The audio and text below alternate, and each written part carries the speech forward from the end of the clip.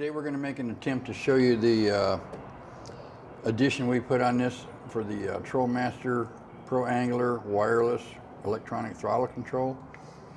And we'll see if we can give you a little bit of a highlight of how it goes here. You'll probably have to take it, yeah. Yeah, I'll take it here. Tight quarters. Okay, here's how we installed ours. The bracket, hopefully you can see this back here, attaches right here. This is the side of your bracket. That's how it ended up. This bolt hole right here is not threaded on our engine. So when you get this, it'll come with a self-tapping bolt. We actually used it to make threads in this. And you've got to be extremely careful because if you crack this, this is part of the head of the engine. It was a pretty scary moment doing all that. It barely gets on the edge of this one. And that holds your bracket steady. Your other bracket steady is supposed to be on the very front of this where it comes down on the carburetor, where the carburetor mounts. The servo only has a quarter of a rotation, like from 12 to 3, 3 to 6, 6 to 9, 9 to 12.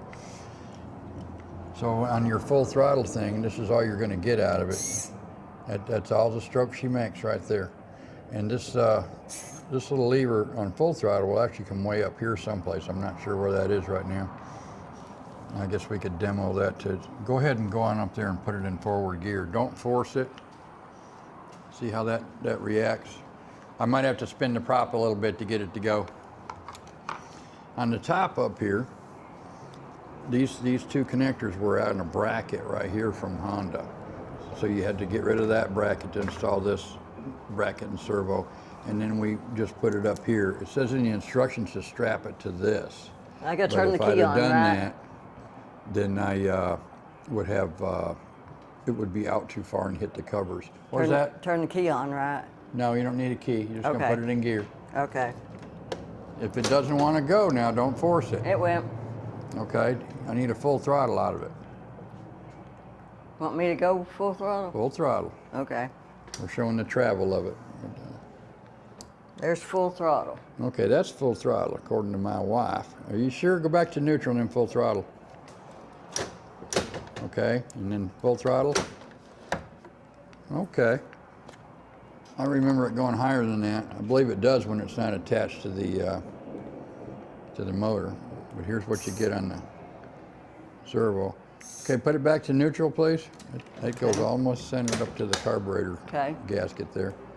And then when you hit this goes almost to it. So it's supposed to be 80% of full throttle. Yeah, it's supposed to be 80, but whether it is or not, I don't know. But it gets it, so I'm going to say it probably is.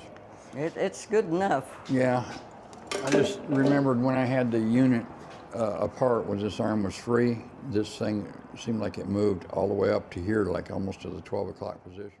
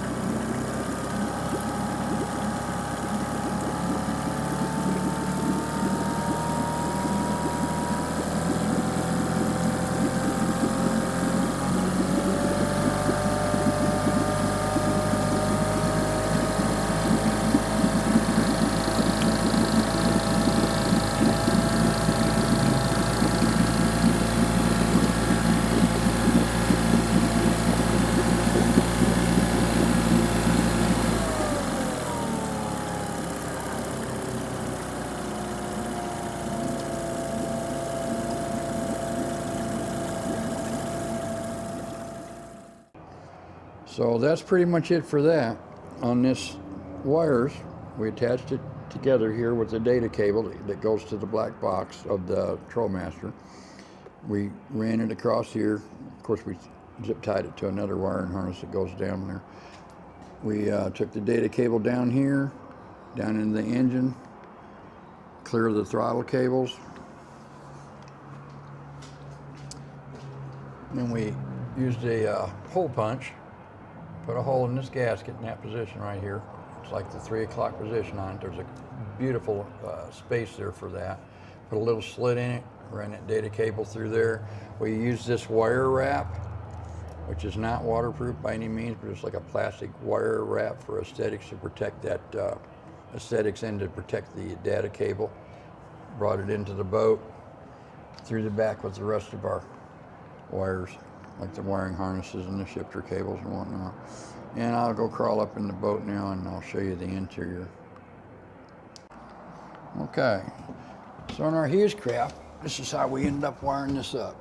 We didn't have a hard mount to place this box that was not in a place where it'd get wet. If I put it back here, the water can come in and it run down the back of this for the live well during the rain.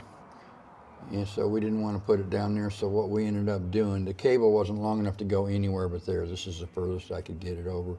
We mounted it zip tied to the electrical cables and stuff that I've got up there. Probably not the best idea if you're worried about interference, but it worked out for us. We don't get any interference. We just took the little antenna wire and just kind of pasted it up in here, and it's worked great for us all over the boat.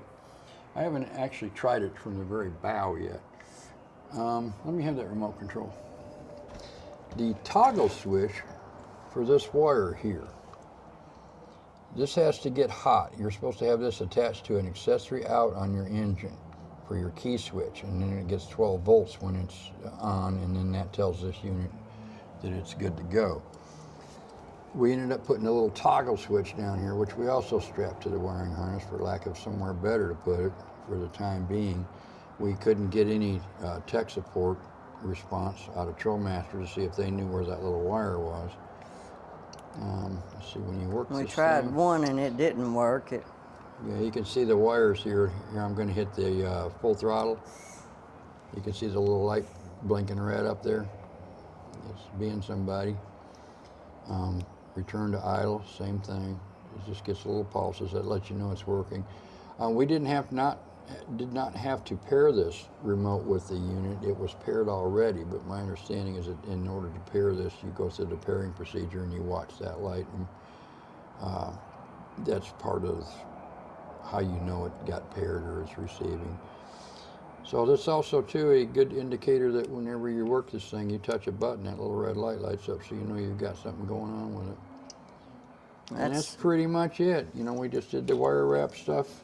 We brought it, I don't know if you can see any of this, but we brought it in through the aft, the stern back of the boat. Brought it to these wires. Brought it up here, put it there. We ran 12 volt here. We got Trolling Master accessory wire here. That's to go to my little toggle switch. This is the Trolling Master wires for the main power of the unit, the positive and negative. They're both fused, and that's the conclusion of the installation. It was pretty straightforward and simple.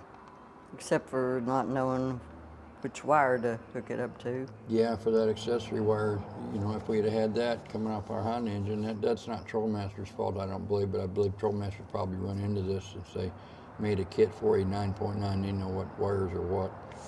So maybe if they respond Someday.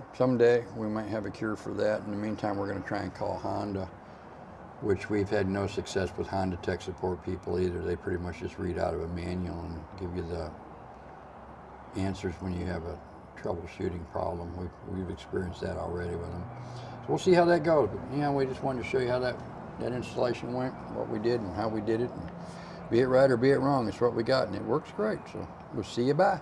See you, bye.